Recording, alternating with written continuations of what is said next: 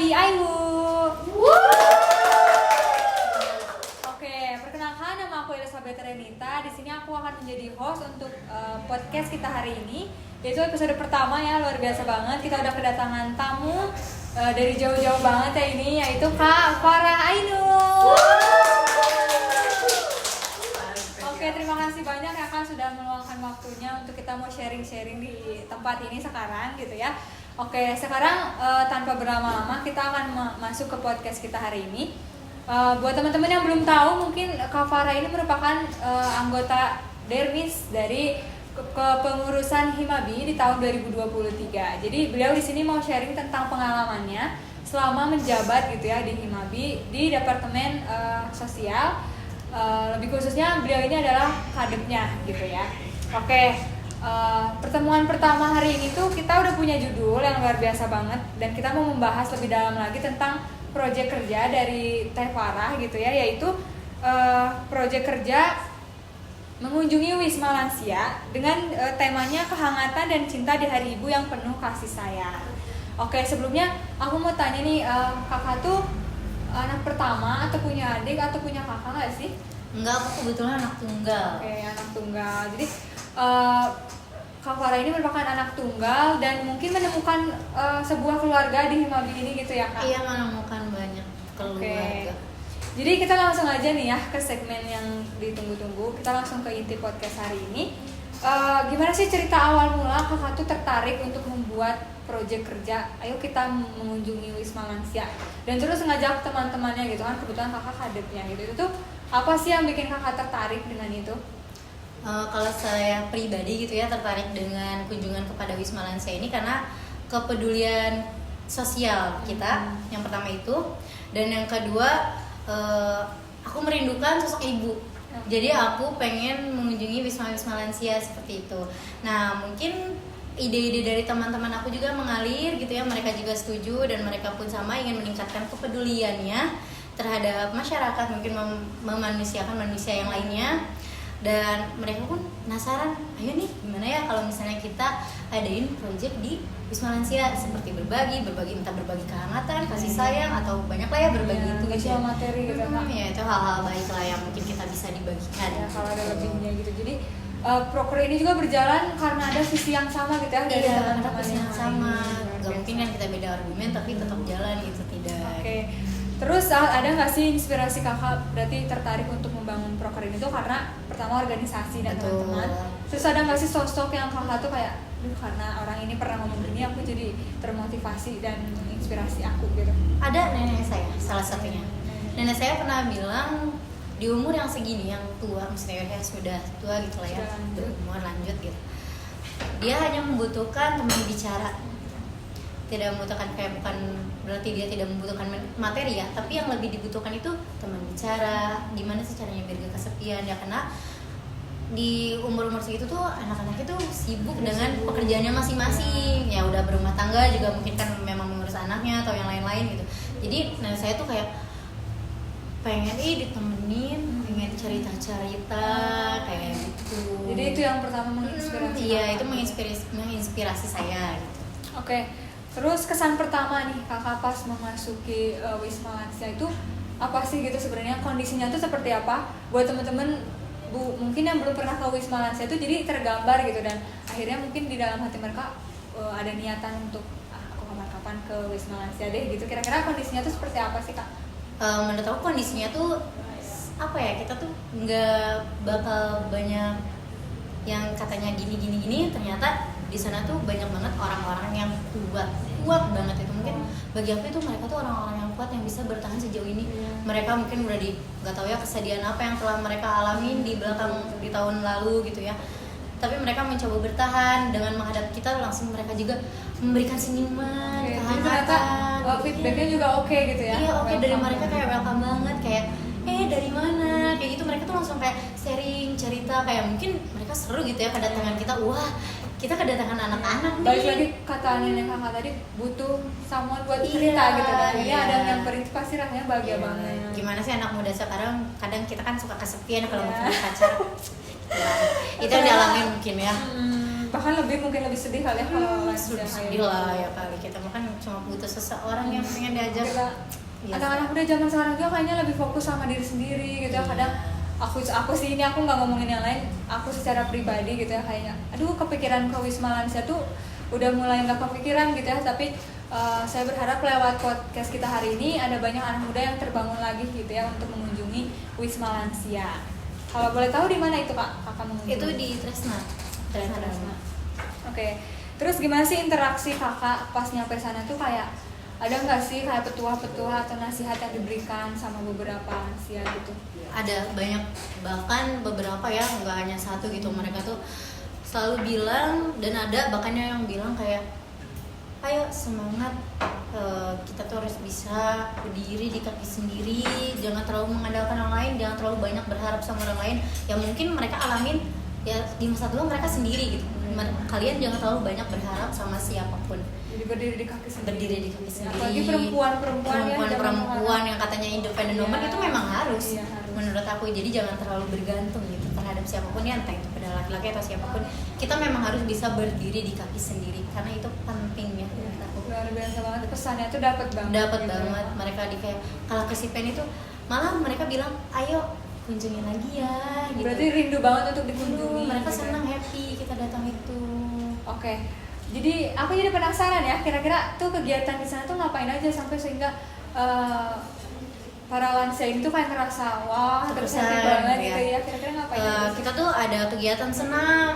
Mereka tuh sangat semangat ya. Kita dari pagi-pagi ya? Iya, kita dari pagi. Mereka tuh senang banget diajak kayak senam gitu tuh kayak ayo semangat, walaupun senamnya tuh dangdut, ada yang nundutan juga kan, mungkin ada yang tidak bergairah, ada yang bergairah kan, bermacam-macamnya setiap orang itu. Iya, betul. Nah setelah kita senam, kita ada sharing session juga, cerita tentang jadi pengalaman hidup. juga. Iya, pengalaman hidupnya, mungkin barangkali mereka ingin menumpahkan gitu ya sedikit demi sedikit kayak biar tidak terlalu berat bebannya. Jadi mungkin mereka bercerita, banyaklah yang mereka ceritakan, tidak hanya kesedihan, bahkan banyak kebahagiaan di mereka muda.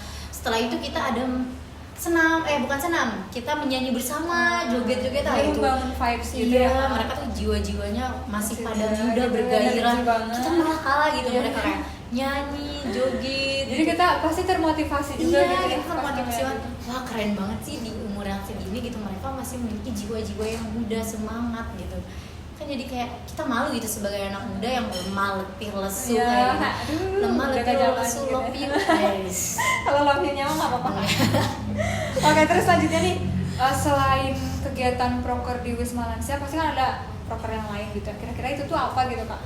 Aku punya kan kita tuh ada bidang sosial masyarakat. Nah di situ kita juga bergerak di sosial masyarakat lah, kayak gitu seperti yang Wisma Lansia tadi. Dan kita juga pernah ada open donasi ke Palestina ya, untuk di kampus gitu ya, sekitar kampus saja. Itu sekitar terkumpul berapa sih? Mungkin sekitar yang sedikit tapi ya lumayan gitu ya, 8 juta, 7 Wow, juta. itu lumayan banget sih. Soalnya itu dimulai dengan benar-benar niat doang Iya, gitu ya Kak? itu kita niat aja, kita kayak punya ide, kita pas sejak itu kan kayak kita buka open donasi yuk, kita lihat di daerah sana mungkin ya kayak menyedihkan gitu banyaknya gitu ya.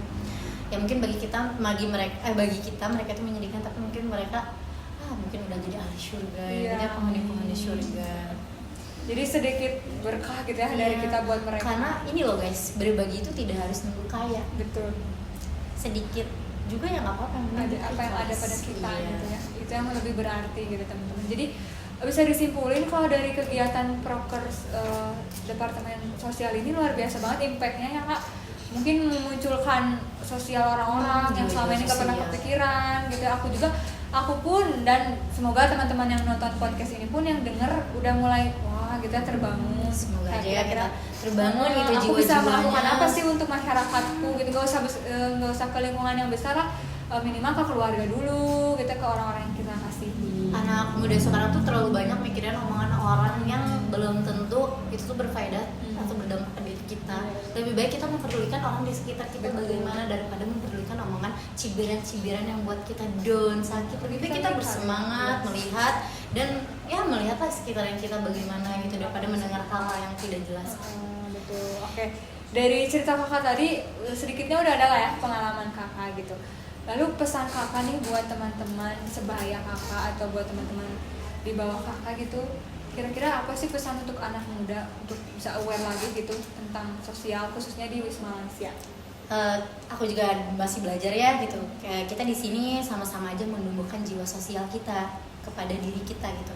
Karena kalau misalnya kita sudah menumbuhkan jiwa sosial terhadap kita bahkan bisa memanusiakan manusia yang lainnya seperti Betul. itu ya.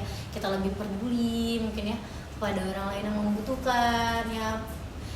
Gimana ya, kita tuh daripada jajan ya yang bukannya kita nggak boleh jajan, memang boleh lah sesekali, daripada kita yang wah yang tidak, uangnya tidak apa ya bermanfaat gitu ya. Kan banyak ya anak muda sekarang tuh ya. bukan anak muda, berarti bukan anak muda tua ya, jadi nyebutnya anak muda gitu ya. Kita gitu ya. Iyalah, teman-teman sebaya bahkan ya, kita lah. Nah banyak yang judi online. Nah itu buat apa sih? Lebih baik uang kita pakai hal yang baik gitu.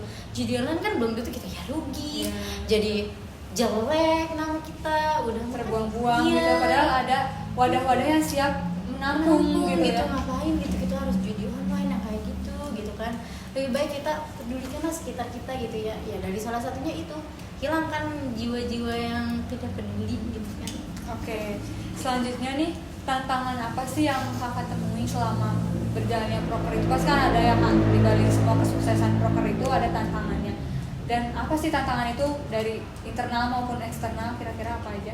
Kalau dari tantangan sendiri sih untuk mengumpulkan dananya.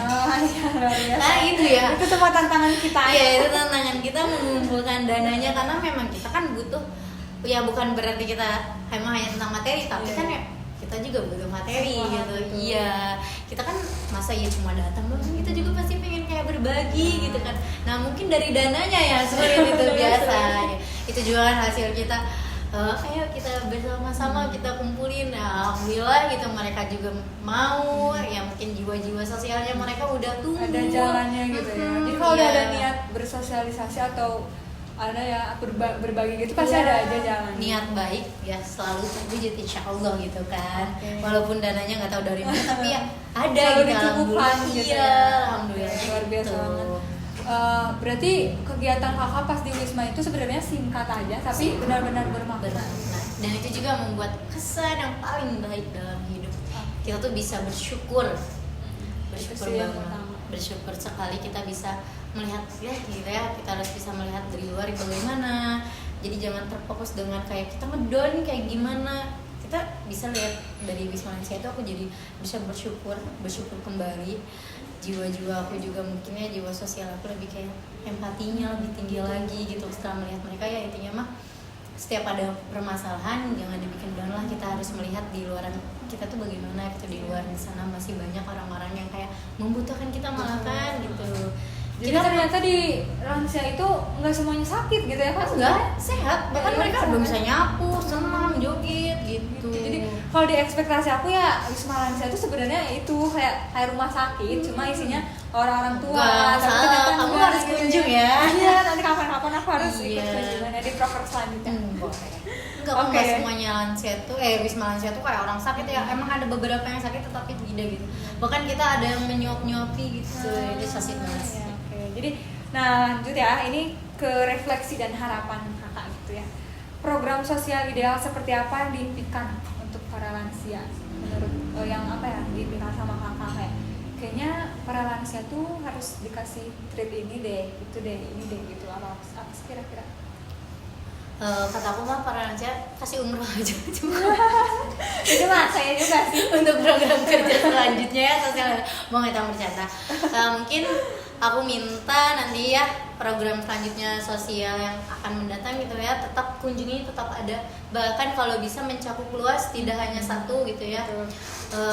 Tidak hanya ke Wisma Lansia juga, untuk berbentuk sosial masyarakat bisa pun ada yang di jalan juga kan, mungkin ada ya Panti asuhan pun mungkin bisa. Itu orang-orang juga banyak kan, kayak misalnya banyaklah orang-orang di luar sana mungkin udah pada lihat dengan cara pandangnya masing-masing. Di luar sana juga masih banyak yang membutuhkan kita ya. Intinya mah jangan terpaku dengan hanya satu tempat gitu. Kalau bisa banyak, kenapa hanya satu gitu, untuk berbagi seperti lo banyak lah, tidak hanya bentuk materi juga, mungkin dengan kalian menebarkan senyuman, senyuman yang cantik itu sih yang paling apa ya, simple gitu ya senyuman. Ini kalau senyum aja masih nggak mau, gimana mau berbagi lagi kan gitu ada orang yang cembetuh tuh ya, mending senyum gitu. meskipun di belakang kita banyak masalah hidup. Iya. Tapi kita harus tetap senyum. Senyum always gitu. Walaupun kayak orang Oke. gila, tapi ya udah sih senyum aja gitu kan. Bete kita Iya, kan. oke. Luar biasa banget ya sharing kita hari ini. Mungkin kalau ada yang mau tanya-tanya atau punya kerinduan untuk Wisma Lansia, terus pengen lebih dalam lah gitu tanya-tanya tentang Wisma Lansia, bisa kunjungi Instagramnya Teh Farah. Apa Teh? Fareh gitu ya, oke. Nah, closing statementnya nih kalau dari aku sebagai pendengar gitu ya, setelah mendengar semua sharing kakak, ternyata anak muda tuh seberperan itu kayak tanpa kita tuh siapa lagi gitu Iya, yang betul. mau bergerak tuh gitu ya. Jadi bersyukur buat teman-teman yang udah punya wadah atau organisasi. Nah, disitulah teman-teman bisa menumbuhkan semua cita-cita teman-teman buat negeri ini. Betul. Gitu ya. Gak usah yang jauh-jauh, ternyata ke Wisma Lansia, ke orang-orang yang membutuhkan pun kita bisa gitu melakukan hal itu gitu. Lalu sekarang kita mau tanya nih closing statement dari Teh Fareh gitu. Teh Fareh ya dipanggilnya. Iya, Fareh banget. Oke, closing statementnya apa sih kira-kira? Kayak yang harus di bold dan orang-orang inget gitu di hatinya. Belajar untuk memanusiakan manusia yang lainnya. Hanya itu sih yang saya bisa statement gitu ya. Karena emang kalau misalnya kita mulai belajar untuk manusia lainnya, kita bakal tumbuh nih banyak jiwa-jiwa kita gitu kan. Jadi kayak mengalir gitu ya. Pokoknya jangan sia-siakan orang tua juga, itu nggak boleh banget guys. Iya, Iya, orang tua. Nah, kalau masih ada orang tua, Karena pengalaman aku pribadi gitu ya, udah nggak ada orang tua. Apalagi kan yang aku tadi bilang nenek aku kesepian tuh sekarang udah gak ada nenek aku tuh ya, karena ya mungkin banyak lah ada juga hal-hal yang tidak ini gitu kayak jangan apa ya menyanyiakan orang tua kita gitu ya. jadi selama masih ada apa yang kita bisa kasih, coba kasih. Berbakti, jangan sampai dilupakan loh orang tua itu, apalagi sampai ditempatkan di mana gitu kan kita kan Sedih gitu, miris iya, gitu ya. kita butuh itu orang tua, kita butuh doa-doanya semuanya, semangatnya, supportnya bahkan ya kan. Betul. Oke, kita sudah berada di penghujung podcast kita hari ini. Luar biasa banget, terima kasih buat waktunya kakak. Semoga semua sharingnya yang sudah di-sharingkan hari ini boleh bermanfaat buat teman-teman semua yang nonton, buat teman-teman yang ada di sini juga nih, para kru dari Kominfo. Terima kasih banyak sudah datang, semoga ilmunya balik lagi, lalu pengalaman-pengalaman hidup kakak juga semakin luar biasa, biar semakin memotivasi orang-orang di luar sana. Akhir kata, itu saja podcast kita hari ini. Sampai jumpa di episode selanjutnya. Jangan lupa untuk kunjungi Instagram dari Himabi di himabi_iwu_ dan di YouTube-nya. Ini bakal muncul di sini. Tungguin episode selanjutnya karena bakalan lebih seru lagi. Oh, iya? Iya, masih banyak lagi Banyak narasumber ternyata yang ya. luar biasa dari Iya. divisi-divisi lainnya. Terima kasih. Bye bye. Bye bye.